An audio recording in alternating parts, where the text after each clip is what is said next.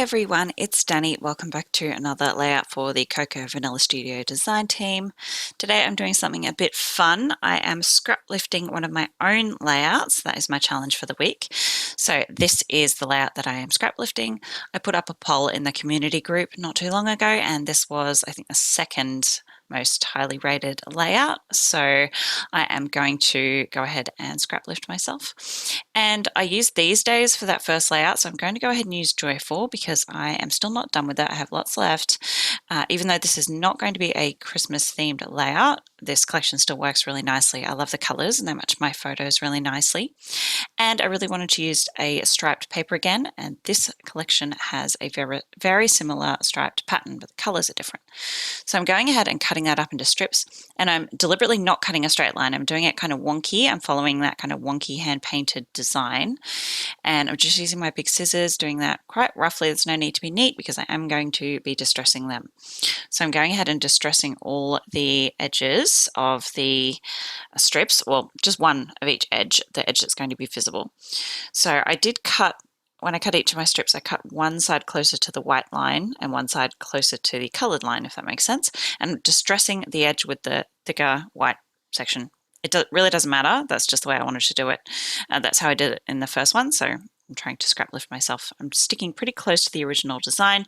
I am creating another one of those layered paper hearts, but I'm going to do two hearts this time instead of just one. So two slightly smaller hearts. I have just taken an A4 piece of cardstock, folded that in half, and then traced the shape out on one side. And then when I open it up, it's equal on both sides. This is the quickest and I would say easiest way to do it. You can do this on a cutting machine if you have an electronic machine. If you have a die cutting machine big enough to do this and a heart die, go for it. I just found this was the quickest and the easiest way. You can see I'm finessing my design as I go. I'm not liking how wide the hearts were, so I just trimmed them up a bit more and they ended up perfect. So once I have that done, I'm going to start gluing on my strips. You want to start from the bottom so you can layer these easily. So I'm just using a tacky glue and adding my first piece right down at the bottom of the heart, and I'm just going to alternate the colors, making sure that that strip goes all the way across and that the bottom edge of the next strip overlaps the top of the previous strip. Just alternating those, and as I'm going and as the glue is drying a little, I am bending up the edges and distressing the edges a little more with my fingers. Go, and just continuing that all the way up to the top. And I do recommend using either tacky glue or adhesive tape, just because you don't want them to take too long to dry as you're layering them. You don't want them to be moving around. So tacky glue dries pretty quickly, and adhesive tape obviously isn't a wet adhesive, so you wouldn't have any problems. Doing the same thing on the smaller heart. I'm just changing up the order of the colors, so I'm alternating those strips in a different order. Last strip across the top there, and just trimming off the excess with my big scissors. So just flipping that shape over and using that template to trim off the excess. Nice and easy. I wasn't particularly neat with this. I think the pattern of the paper helps to disguise any kind of imperfections, and I'm really not that fast anyway. No one's spending that long looking at each of my layouts. So there we go. That is the finished heart, beautifully textured, and I'm going in again and just lifting those edges up even more so they stand out, and you can see that dimension. These are my photos, two photos of my sweet little bunny rabbit in her dressing gown. I bought this for her last winter, so the previous winter that's just been it's rocking around to winter soon enough, but this was last year. Just so cute. I mean, look at it. Really sweet little fleecy gown with the hood and rabbit ears. What's not to love? Okay, so I'm adding some dimension to my photos, mainly because those hearts are very dimensional. They are sticking up off the page quite a bit because I have a layer of cardstock, a layer of paper, or several layers of paper, and then distressing as well, which adds dimension. So on this top photo, I'm adding 2 layers of foam where it's sitting flat on the page because it was sitting up quite a bit on top of those hearts.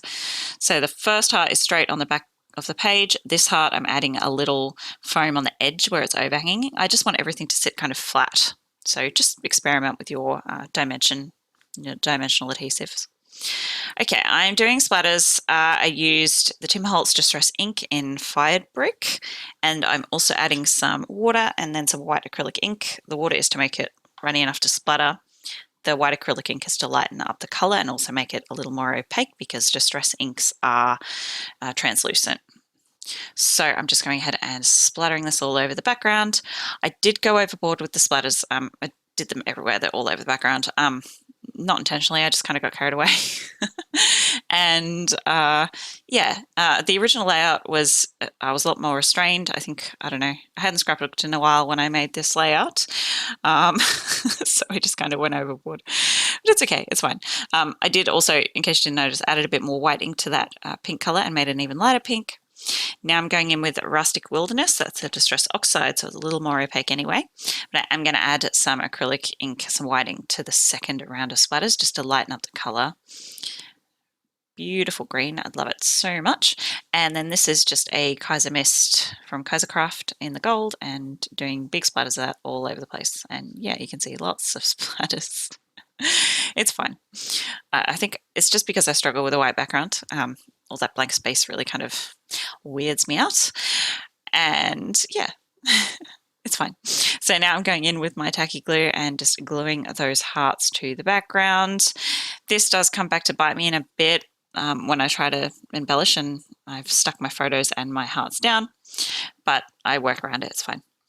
I just didn't want those main elements moving around now that I've, got my design sorted out. So that's my title. I use the Puffy Alphas, the Puffy title stickers. I love those. So bright and shiny gold. I use the floral paper from this collection to fussy cut a bunch of florals. I love these florals. They're so pretty. The original layout had 3 clusters. I did kind of play around with closer to the original layout for the placement of my clusters, but because I'm using 2 hearts, I kind of wanted a cluster between those 2 hearts to kind of differentiate them, and I really like that.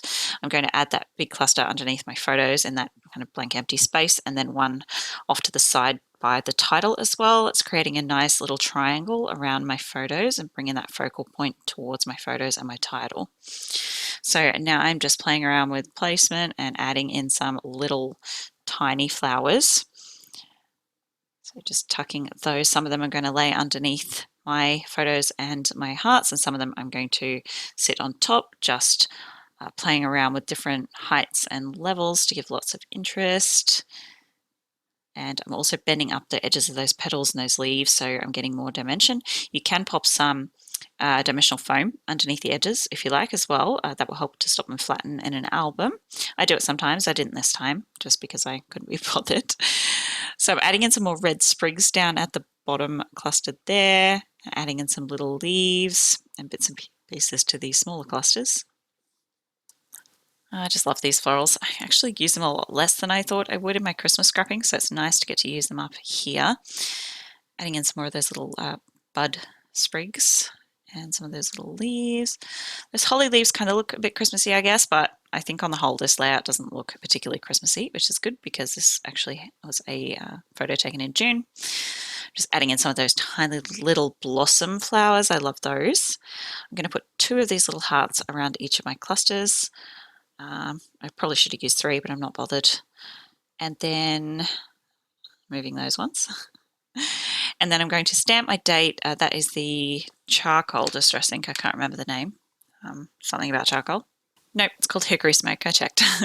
Just stamping that with my date stamp on one of the labels on the accessory stickers, adding in this pretty little foiled tab. And then I will pop in some of these tiny word phrases. It was a bit of a struggle finding some that weren't Christmas specific, but I did find one that said joyful. You can see me hunting for them here. One that said spread joy, and the 2 that go underneath my photo say wonderful together. So I think that works out really well. I love these stickers. They are so pretty and gold foiled. I just love them.